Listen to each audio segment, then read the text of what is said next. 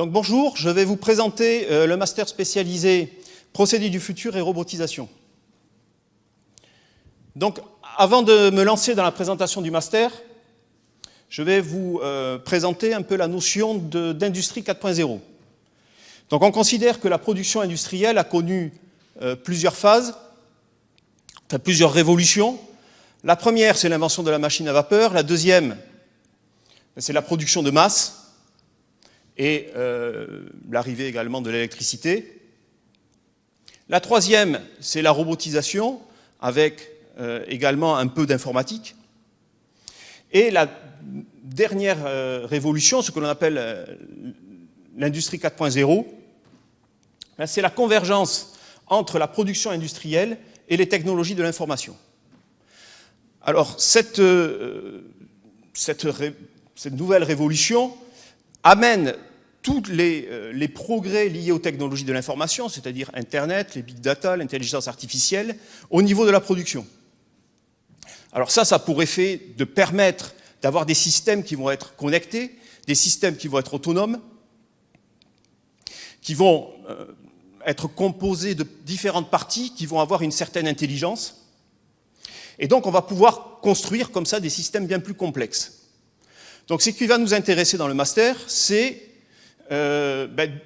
des systèmes de production pour mettre en œuvre des pièces en composite, et on appelle ça le procédé AFP,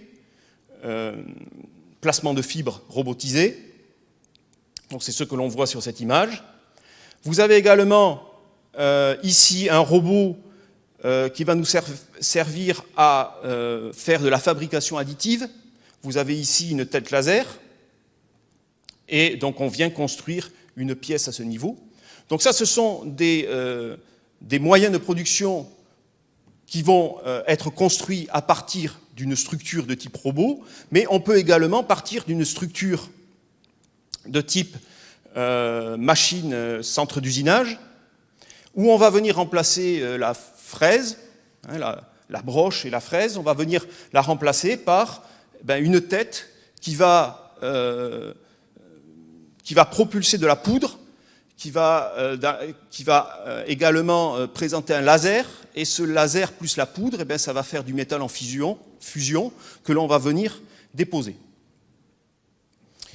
Donc, qui dit également industrie 4.0, comme je vous ai dit, il y a beaucoup de numérique, et un des volets de cette partie numérique, c'est la simulation.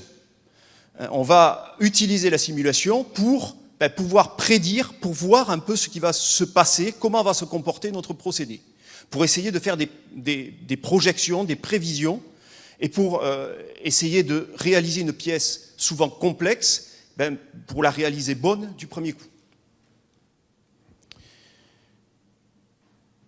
Donc maintenant, la formation. La formation, comme je viens de vous dire, vous allez avoir une grosse partie de métiers du numérique, de la numérisation, bien sûr de la robotisation, des procédés, tout ça dans le contexte de l'industrie 4.0, et on va se focaliser, les applications vont être la fabrication additive métallique sur des pièces de grande taille, et également de la fabrication de pièces composites, ce que vous avez là. Et d'une manière générale, tous les procédés qui vont utiliser de la robotisation. Donc, comme je vous ai dit précédemment, on va utiliser du numérique, de la simulation, pour prédire ce qui va se passer. Bien sûr, cet ensemble de ces métiers, il ne faut pas oublier l'humain, et il ne faut pas négliger le fait que nos systèmes industriels doivent être durables.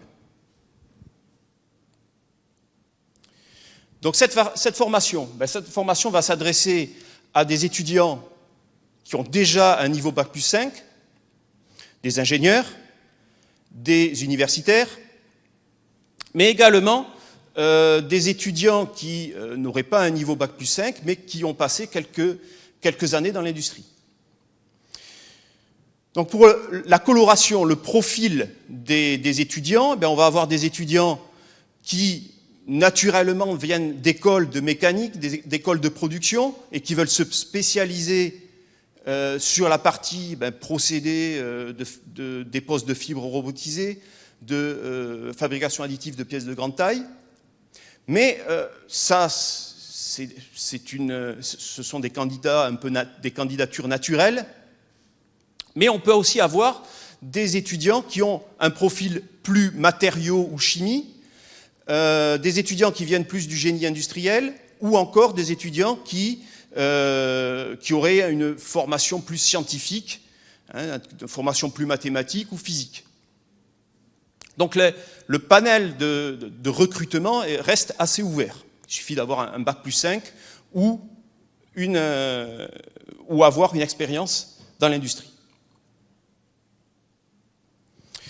Donc ce diplôme a été conçu dans le cadre d'une collaboration entre deux écoles, l'ESTIA et l'école Sigma. Donc l'ESTIA qui est à Bidart et Sigma qui est à Clermont-Ferrand.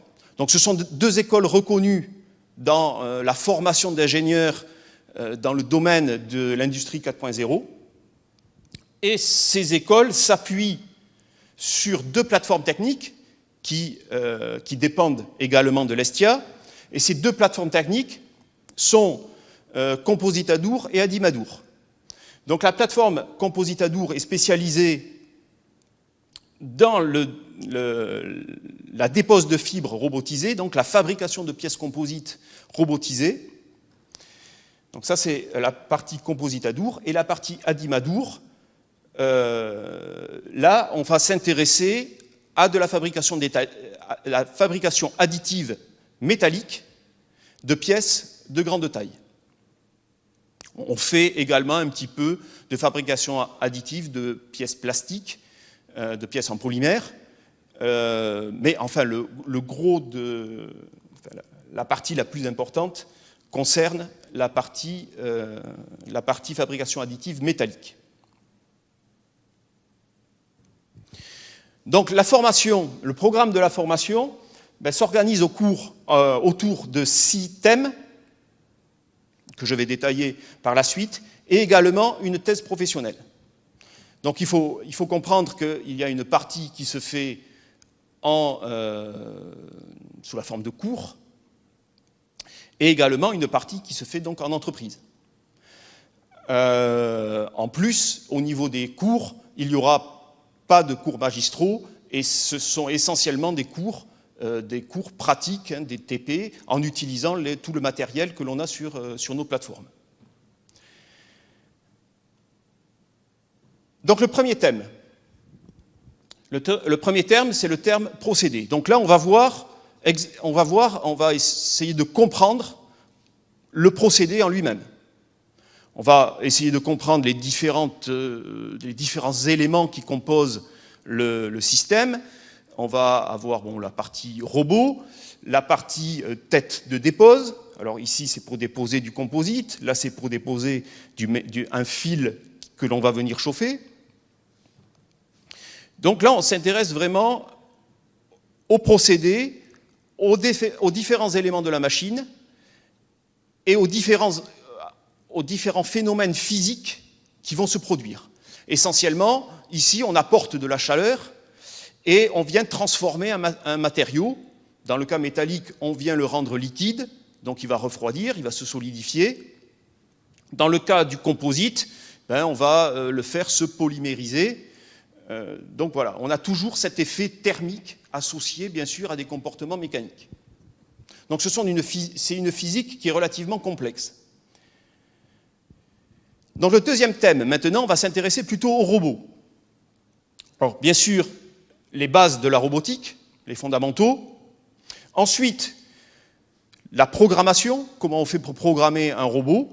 Et ensuite, on va élargir encore le champ d'études et on va s'intéresser à la cellule. Comment concevoir une cellule robotisée. Le troisième thème concerne les matériaux. Donc on va transformer le matériau. Le matériau va arriver sous la forme, par exemple, d'un polymère. Ce polymère, on va venir le chauffer. Il va subir certains phénomènes, des phénomènes de cristallisation, de polymérisation pour les matériaux thermoplastiques. Pour les matériaux métalliques, on va avoir un changement de la structure cristalline, donc il faut être capable de comprendre tous ces phénomènes pour être sûr ensuite que l'on fabrique bien la pièce voulue, la pièce avec les bonnes caractéristiques. Le quatrième thème maintenant, c'est la partie méthode. Donc on va être maintenant capable de commander le robot, de comprendre à peu près comment marche le procédé, et on veut réaliser une pièce. Donc la pièce va être complexe, ça va être une suite d'opérations. Donc il va falloir ordonner ces opérations et construire ce que l'on appelle la gamme de fabrication. Donc là, bien sûr, on a besoin d'outils, on a besoin de logiciels. On va partir de la pièce et on va construire les différentes étapes sur un logiciel. Et ce logiciel va nous générer directement un langage compatible avec le robot, que le robot va pouvoir comprendre et il va effectuer donc sa tâche. Le cinquième module, lui, c'est la partie simulation. Donc la partie simulation, c'est essayer de prévoir ce qui va se passer à l'avance. Donc on va avoir une simulation thermique pour démarrer, puisqu'on vient chaque fois apporter de l'énergie, donc il faut faire cette simulation thermique.